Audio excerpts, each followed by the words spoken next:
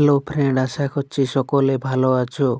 তো আজকের টপিক হলো শ্রীমদ্ ভগবদ গীতার প্রথম অধ্যায়ের 17তম শ্লোক। তাহলে চলো আর দেরি না করে শুরু করি। শ্লোকটি হলো কাশ্যশ্চ পরমেশ্বর শিখণ্ডী চ মহারথ দৃষ্টদ্যুম্ন বিরাটশ্চ সাত্যকীশ্চ পরাজিত।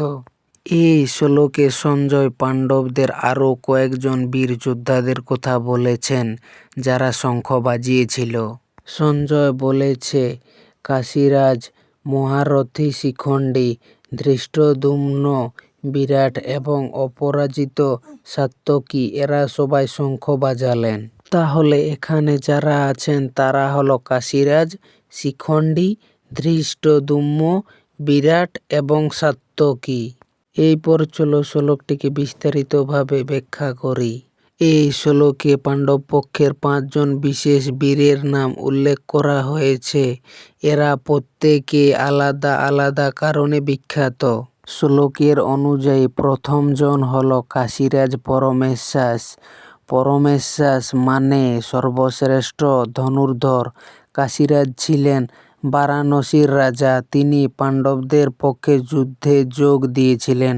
তার নামের আগে পরমেশ্বর বিশেষণ প্রমাণ করে তিনি ধনুর্বিদ্যায় কতটা পারদর্শী ছিলেন। দ্বিতীয় জন হল শিখণ্ডী মহারথী। শিখণ্ডী ছিলেন অত্যন্ত বিশেষ একজন যোদ্ধা। তার জন্মের পেছনে একটি বড় ঘটনা আছে। তিনি ভীষ্মের মৃত্যুর কারণ হবেন বলে নির্ধারিত ছিল, কারণ ভীষ্ম নারীর বিরুদ্ধে কখনো অস্ত্র ধারণ করতেন না। আর শিখণ্ডী ছিলেন পূর্বজন্মে নারী। এই কারণে শিখণ্ডীকে পাণ্ডব পক্ষে রাখা ছিল। এটি একটি কৌশলগত সিদ্ধান্ত। তৃতীয় জন হল ধৃষ্টদ্যুম্ন। ধৃষ্টদ্যুম্ন ছিলেন দ্রুপদ রাজের পুত্র এবং দ্রৌপদীর ভাই। তিনি যজ্ঞের আগুন থেকে জন্মেছিলেন। উদ্দেশ্য ছিল দ্রোণাচার্যকে বধ করা। তিনি ছিলেন পাণ্ডব সেনার প্রধান সেনাপতি, অর্থাৎ গোটা পাণ্ডব বাহিনীর নেতৃত্ব ছিল তার হাতে। চতুর্থ জন ছিল বিরাট। বিরাট ছিলেন মৎস্য দেশের রাজা। পাণ্ডবরা তার রাজ্যে অজ্ঞাতবাসের 1 বছর কাটিয়েছিলেন। পাণ্ডবদের প্রতি কৃতজ্ঞতা এবং ধর্মের প্রতি আনুগত্য থেকে তিনি এই যুদ্ধে যোগদান করেছিলেন। পঞ্চম জন হল সাত্যকী, অপরাজিত। অপরাজিত মানে যাকে কেউ কখনো পরাজিত করতে পারেননি। সাত্যকী ছিলেন শ্রীকৃষ্ণের অতি প্রিয় বন্ধু এবং ভক্ত। তিনি যদুবংশের বীর। শ্রীকৃষ্ণ কুরুক্ষেত্রে অস্ত্র না ধরার শপথ নিয়েছিলেন, তাই সাত্যকী ছিলেন শ্রীকৃষ্ণের প্রতিনিধি হিসেবে যুদ্ধে।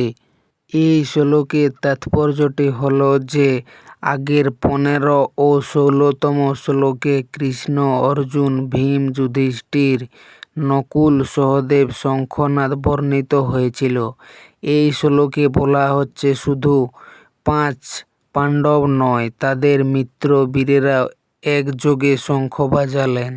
তো ফ্রেন্ড, এই ছিল আজকে শ্রীমদ্ ভগবদ গীতার প্রথম অধ্যায় 17তম শ্লোক। তো শ্লোকটি কেমন হয়েছে সবাই কমেন্ট বক্সে কমেন্ট করে জানাও। আশা করছি ভালো হয়েছে, সবারই বুঝতে সুবিধা হয়েছে। যদি শ্লোকটি ভালো লেগে থাকে তাহলে সবাই লাইক, কমেন্ট, সাবস্ক্রাইব করে দিও। ধন্যবাদ পুরো ভিডিওটিকে দেখার জন্য শেষ পর্যন্ত।